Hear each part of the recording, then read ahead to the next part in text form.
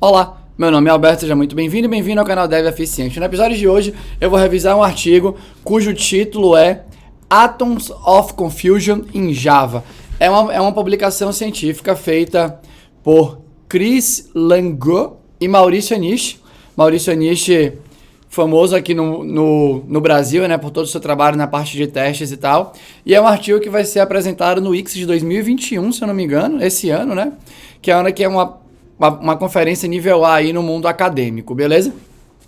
Anish publicou recentemente no Twitter 10 artigos científicos que a equipe que ele trabalha lá em Delft, que é a universidade que ele trabalha, escreveu e foi aceito para o ICS desse ano. E eu vou tentar trazer aqui no canal revisão da maioria desses artigos, ou quem sabe de todos os artigos aí.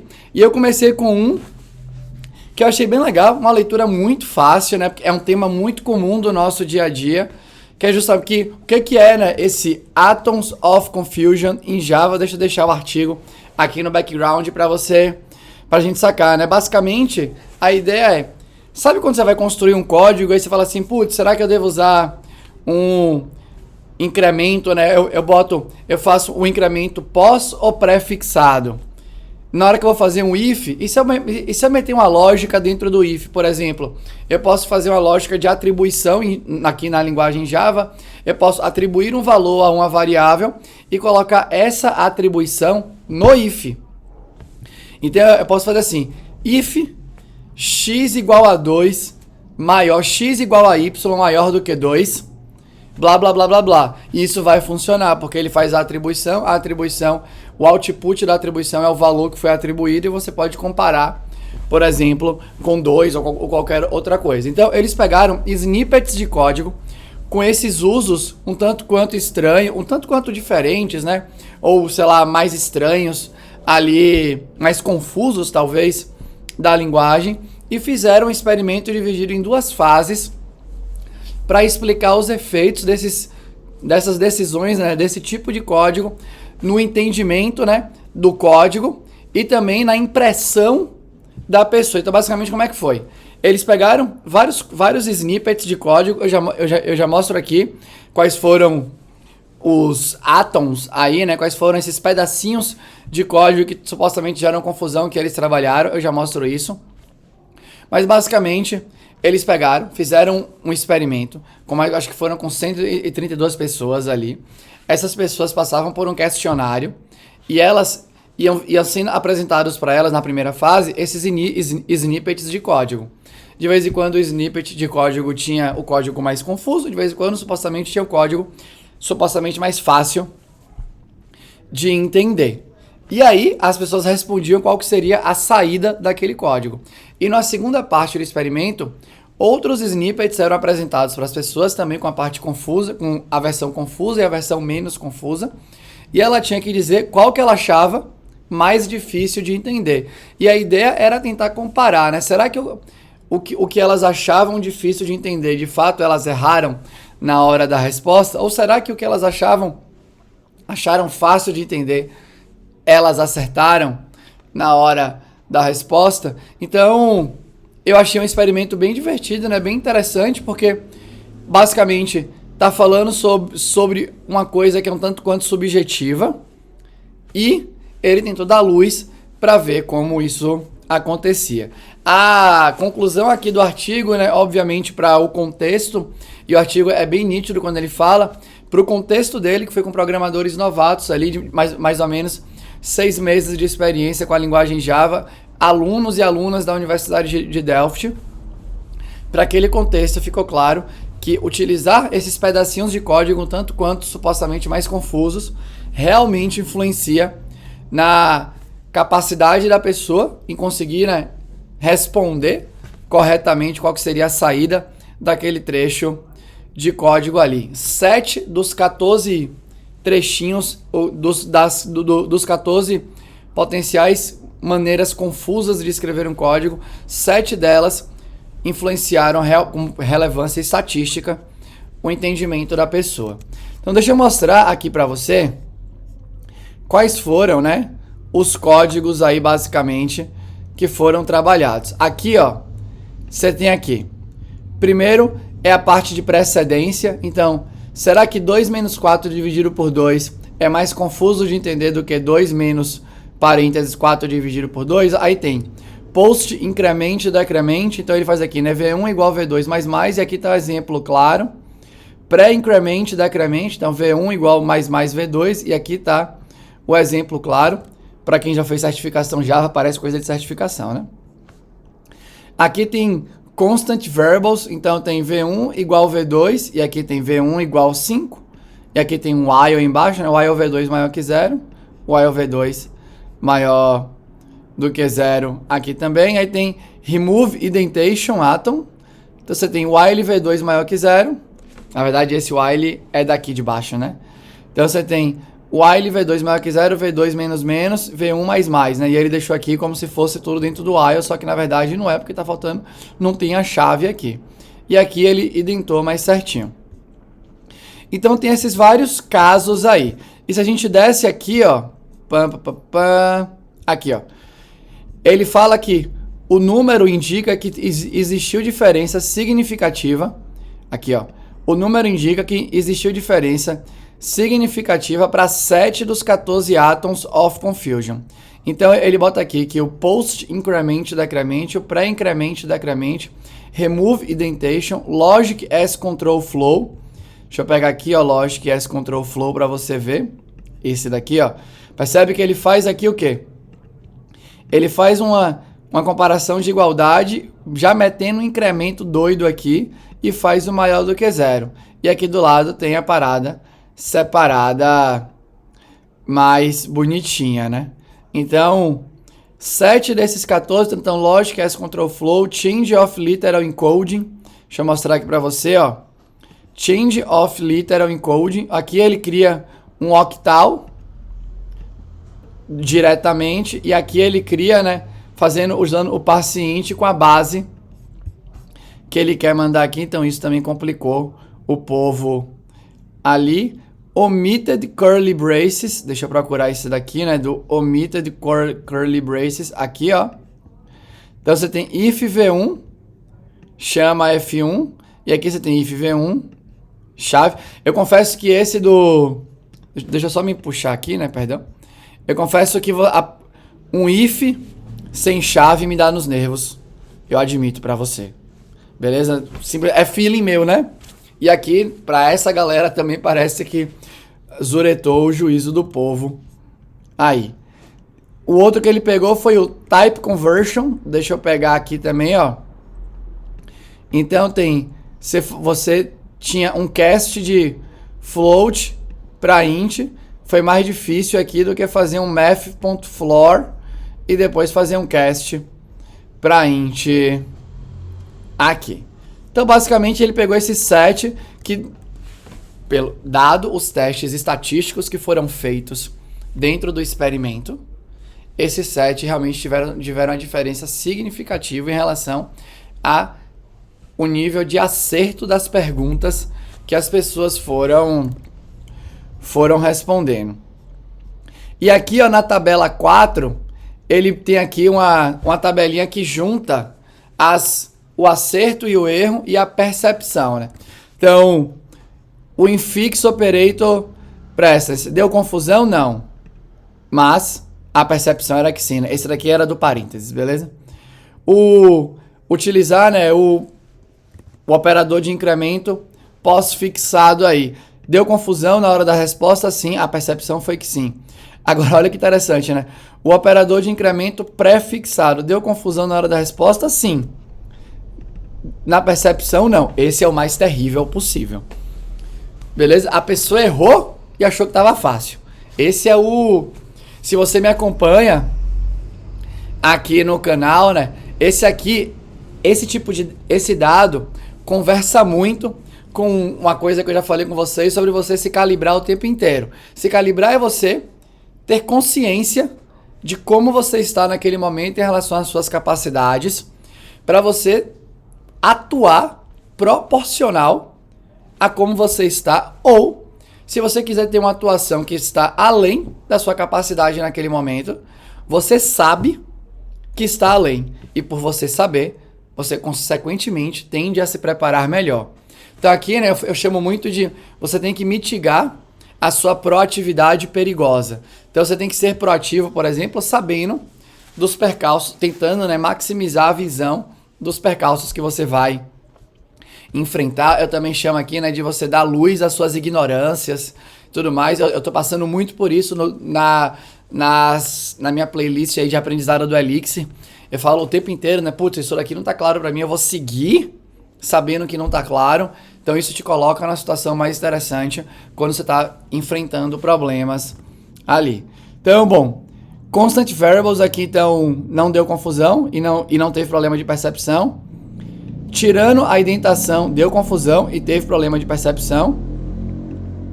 Operador condicional não deu confusão e teve problema de percepção. Esse é menos ruim, né? Então, não deu confusão e você acha que daria. Então, de vez em quando você se julgou, né, abaixo do que você realmente consegue fazer. Arithmetic as logic não deu confusão e a percepção foi que sim. Logic as control flow deu confusão e a percepção foi que sim. Repurposed variables, o que eu não... Repurposed variables, deixa eu pegar aqui, ó. Então, você tem for int v1 igual a 0, v1 mais mais. For int v2 igual a 0, v1 mais mais. E aqui ele faz... Ah, ele não reutiliza aqui a parada, né? Então, esse daqui... Cadê o... Repurpose, não deu confusão, mas a percepção foi que sim. Eu também chutaria que pra mim daria. Dead and Readable Code não deu confusão, mas a percepção foi que sim, ó. Change of Literal Encoding deu confusão e a percepção foi que não. Esse é um daqueles mais complicados, né? Omitted Curly Brace, ou seja, tirar as chaves, deu confusão e a percepção foi que sim.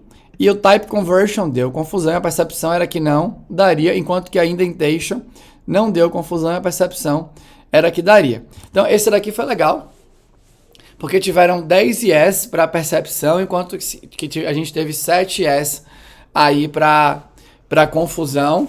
E, de novo, dado esse experimento, ele mostrou que, de maneira estatisticamente relevante, né, teve diferença estatisticamente relevante para essa parte aí da confusão, o que é bem importante. Aqui do lado tem esse estudo desse Gopstein, que foi o estudo base, que esse estudo aqui foi derivado. Então, teve esse estudo com vários snippets de código para C. E, inclusive, ele comenta no início do artigo que vários dos snippets de código de C eles tiveram que tirar no mundo Java porque tinham construções que não existiam no Java, como macros, por exemplo. Beleza? Então, bom, basicamente, ele compara aqui e aqui dentro do estudo, né? Ele vai comparando cada uma das coisas, dando a sua opinião, beleza? E acho que o importante aqui, né, depois a gente vem aqui,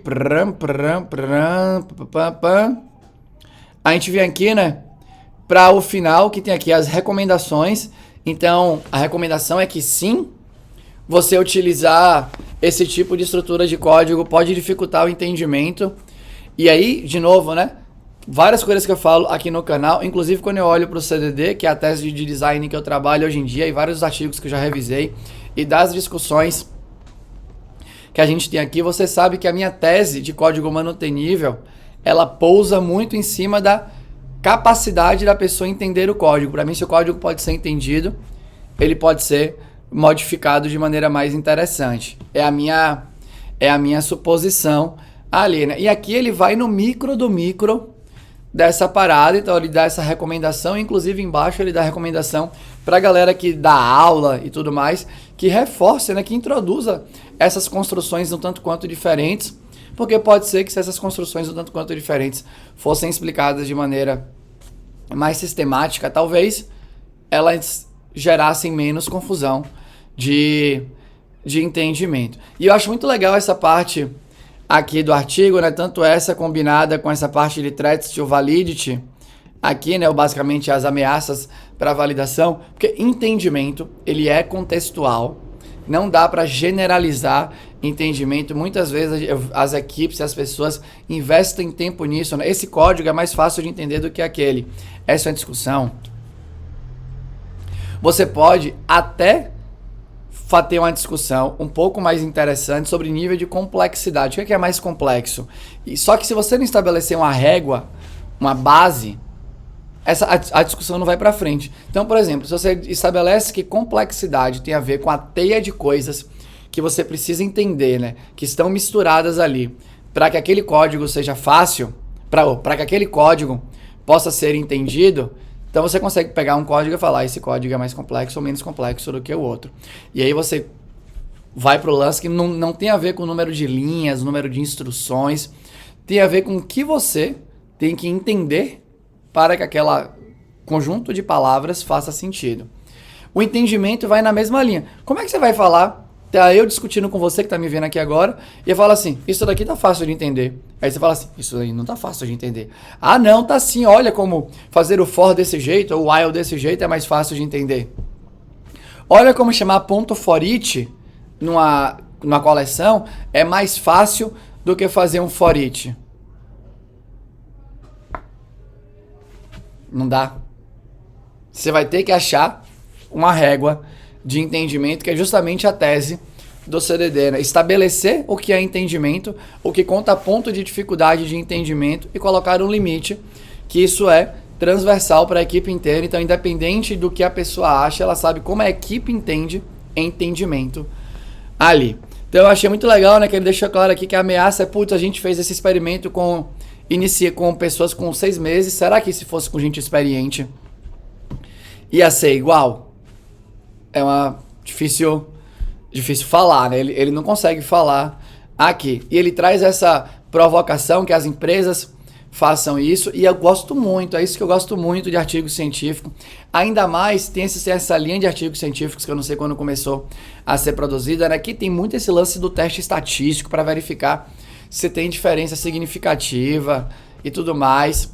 Então esse daqui, né, os artigos que a niche está envolvido, geralmente eles têm um método ali muito claro, ele quer sempre tentar provar alguma coisa para aquele contexto, obviamente. Toma cuidado para não generalizar nada que supostamente não possa ser generalizado, né? Que é o contrário do que eu particularmente vejo no nosso mercado, na nossa indústria, coisas sendo generalizadas sem ter nenhum tipo de experimento, sem ninguém estar investigando, e aí você pode pegar o que você quiser, né? Modularização de software é melhor para você ter um software que é manutenível. Praticar testes antes é melhor para você ter um design mais interessante. Aí você vê, linguagem funcional é melhor do que linguagem orientada a objeto, que é melhor do que linguagem procedural, ou linguagem orientada a objeto é melhor e tal. Você vai pro lado do experimento, e aí essas coisas que eu acabei de falar aqui para você por último, nenhuma delas tem